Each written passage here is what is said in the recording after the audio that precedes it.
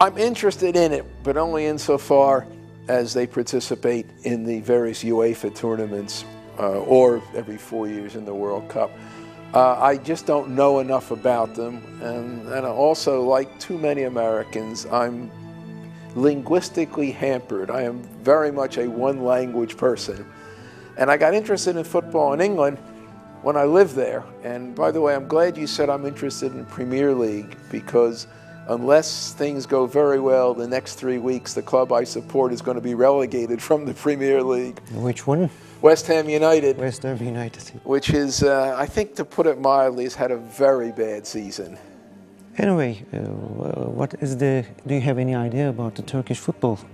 Do you know the Turkish challenge, Turkish story? No. What I know are I know a little bit about the 3 Istanbul clubs. Unfortunately, what I read about football is usually from the English press. And the English press is very parochial. They spend a lot of time about English football. They spend some time with Spanish, with Italian, a little bit with the Dutch, but basically a little bit with France. But the English press is interested in non-English football only insofar as players from those countries appear in the Premier League. And when you get a few star Turkish players playing in the Premier League, that's when the English press will start covering it. Do you think football lost the soul in the last 15 years? No. Because this is a very different... No, this is very different. But I think, let's go back to what we were talking about earlier about money. I think that the players, the vast majority of players, are just as dedicated to their own ability and to wanting to win as players everywhere. I think it's misleading to say once players begin to make a lot of money, they don't care. Are there a few players? Are there too many players who are playing for the contract rather than for passion for the sport? Yes. Are they anything more than a small minority? I think that's the case. I've studied how baseball players changed the system. And baseball players, the average salary in 1966 was $33,000. Now it's close to $3 million. And I know all the battles that they went through to get there. And friends of mine say, well, you know a lot about the business side of sports, you know a lot about the legal side. Doesn't that sort of detract from the fun? And my answer is always the same thing. When I go to the stadium, I put to the back of my mind everything I know about how the sport works. Once I'm in the stadium, it's a game. And it's people doing things that I know I could never do. And they're doing it. You don't get to be a Premier League footballer, and you don't get to be a Major League Baseball player, and you don't get to be an NBA player unless the sport means something to you.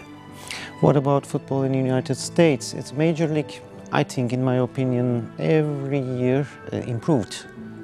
It's good football, and United States national team is very good for every World Cup. What do you think about the American football? There are two ways to judge. One is, in the last 15 years, the quality of play has improved enormously. There are more boys and girls before the age of 16 or 18 playing it than, I think there are only 2 countries in the world that have more people registered to play the game than the United States does. Having said that, there are 2 ways to look at it. Is it an important sport in its own right? Yes.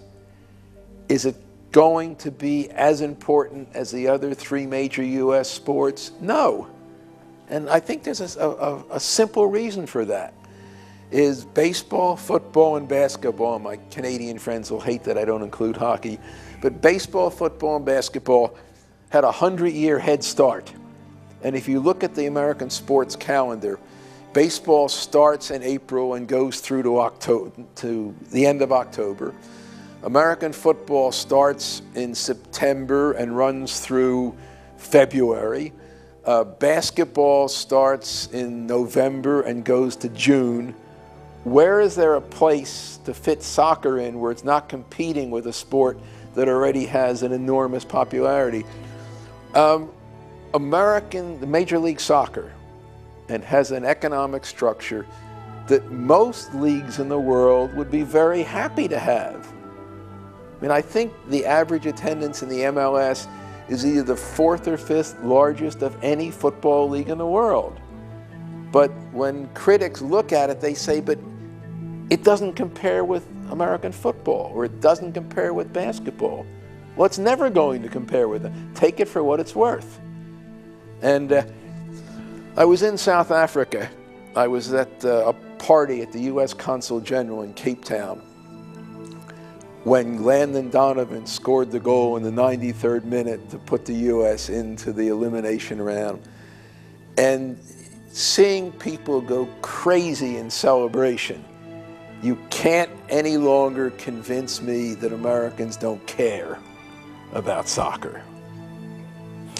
Professor Korr, thank you for being our guest. It's a pleasure. Thank you very much. A pleasure.